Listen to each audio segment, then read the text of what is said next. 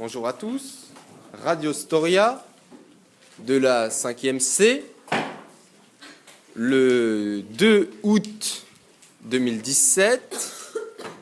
Aujourd'hui, nous avons fait un voyage un peu spécial. Pourquoi nous avons fait un voyage un peu spécial?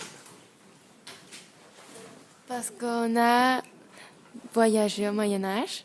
On a voyagé dans le temps, on a voyagé au Moyen-Âge. On est parti dans quelle région? On est parti dans la région de Bourgogne. On est parti en Bourgogne. Et qu'est-ce qu'on a découvert en Bourgogne? On a découvert comment ils construisaient les châteaux. On a découvert comment on construisait les châteaux à partir d'un exemple qu'on appelle le château de Guédelon.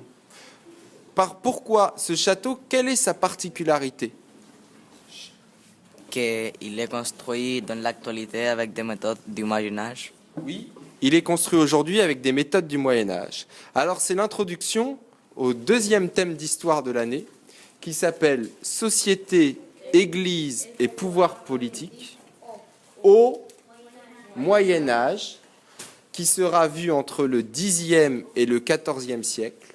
Donc dans ce cours, on va s'intéresser à la société médiévale, cette société qui se met à construire des châteaux. On va voir comment l'Église encadre cette société médiévale, parce que tout le monde à cette époque-là est croyant. On ne peut pas ne pas être croyant, c'est pas possible. Et puis pouvoir politique, parce qu'on va voir comment, petit à petit, le roi réussit à imposer son pouvoir à tous les seigneurs qui ont construit les petits châteaux. Au revoir, bonne journée, à vendredi. On est le lundi 7 août 2017 et c'est un Radio Storia sur le Moyen-Âge, bien sûr. Alors, qu'est-ce qu'on a vu aujourd'hui? On a vu la société féodale. On a vu la société féodale. Qu'est-ce qu'on a dit sur cette société féodale? Que le 95% des personnes habitaient à la campagne. Oui, que c'est une société très majoritairement rurale. Sur cette société rurale, on en a parlé, on l'a caractérisée un petit peu. À travers l'exemple qu'on a vu, elle vivait comment cette société rurale? Elle était une société agricole et elle avait d'argent. Oui, c'est une société qui vivait de l'agriculture et qui, parfois, avait de l'argent, pouvait même avoir des objets de luxe, comme les objets de couture. Alors, pourquoi l'agriculture au Moyen-Âge est une agriculture qui est active, qui est dynamique? Par ses inventions. Oui, parce qu'il y a un certain nombre d'innovations au Moyen-Âge. Est-ce que quelqu'un peut me donner un exemple d'une innovation? La forme dans laquelle le collier des chevaux a changé permet une meilleure forme d'usage. Oui, et quelle est l'innovation en matière de collier qui se fait au Moyen-Âge pour les chevaux? Le collier d'épaule. Le fameux collier d'épaule. Est-ce qu'il n'y aurait pas une autre innovation qui permet une amélioration de l'agriculture? L'arrière et la charrue. Alors, l'arrière et la charrue. On développe au XIIe siècle la charrue. Quel est l'avantage de la charrue par rapport à l'arrière? Qu'elle est plus lourde, donc elle peut faire des trous plus profonds pour protéger les plantes et les choses qu'on met sur la terre. Oui, les graines. Et elle utilise beaucoup d'objets en métal dans la charrue, alors que l'arrière était pratiquement tout en bois. Merci à tous. Je vous souhaite une bonne semaine. Et à bientôt pour un prochain. Sur la 5e C, c'est le Radio Storia de le 11 du 08 du 17. Qu'est-ce qu'on a vu aujourd'hui? On a parlé du Moyen-Âge et des innovations de celui-ci. Quelle innovation on a vu aujourd'hui? Peux-tu l'expliquer?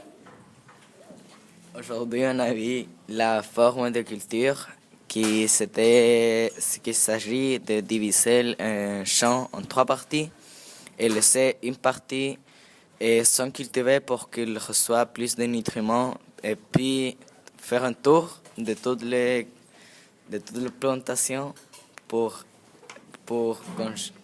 que la pour que le blé qui a besoin de plus de nutriments reste sur la partie qui a de plus de nutriments. Oui, c'est ce qu'on appelle l'assolement triennal. Et la partie qui n'est pas cultivée, c'est ce qu'on appelle la jachère. Pour quelle autre raison la production agricole augmente? car, car, car les personnes sont plus riches, Pour quelle autre raison la production agricole augmente? Car les territoires des champs ont augmenté en prenant les territoires des forêts. Oui. Quelles sont les conséquences? les conséquences de couper les forêts, c'est que les champs s'étendent, mais après ces bois fait que des gens construisent des maisons et construisent des bateaux pour des bateaux. Oui, et la population européenne augmente aussi. Comment vivent les paysans au Moyen Âge? Les paysans vivent modestement. Oui, les paysans vivent modestement comme on l'a vu dans un texte. Merci, au revoir, bon week-end. On est la 5e C et c'est le 16 août 2017. Qu'est-ce qu'on a vu aujourd'hui On a corrigé le contrôle.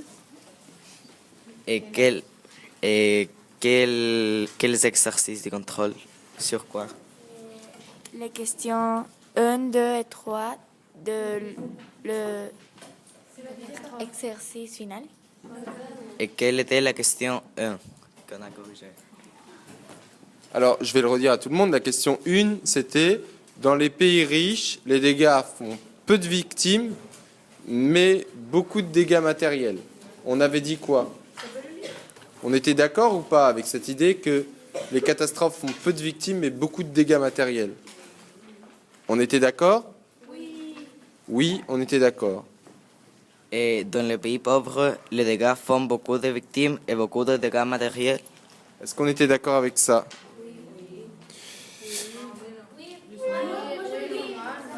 Pourquoi plus ou moins?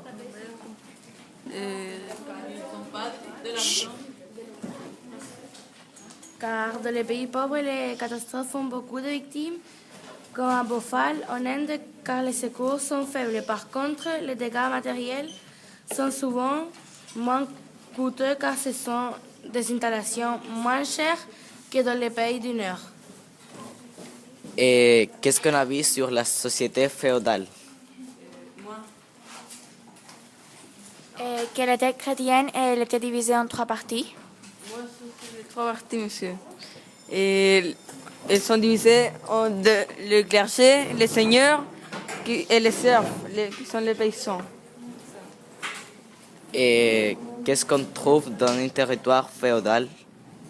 Un château fort, une église, des fermes, des champs, des routes pour le commerce, un moulin pour la farine et des forêts pour le bois et la chasse. Merci à vous, bonne journée, au revoir. Nous sommes le Radio Storia du 18 août 2017, toujours en plein Moyen-Âge. Aujourd'hui, on s'est intéressé aux relations entre les paysans et leurs seigneurs. Quelles sont les relations entre les paysans et les seigneurs? Et les paysans servent au Seigneur. Oui, est-ce que tu peux être plus précise? Ils lui donnent quelques pourcentages de tout ce qu'il a. Un petit cochon et des parties de la...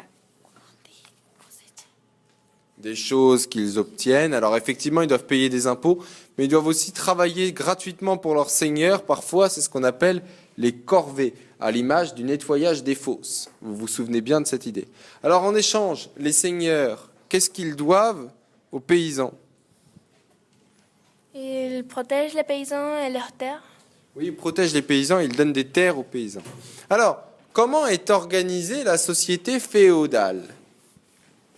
Et dans une forme pyramidale où la pointe est le roi et l'église et le roi a des vaisseaux qui sont des seigneurs qui le gèrent en hommage et le roi lui donne une investiture et ces seigneurs ont encore des vaisseaux qui travaillent pour lui et ces autres vaisseaux ont des paysans que parfois ils ont aussi des autres paysans qui travaillent.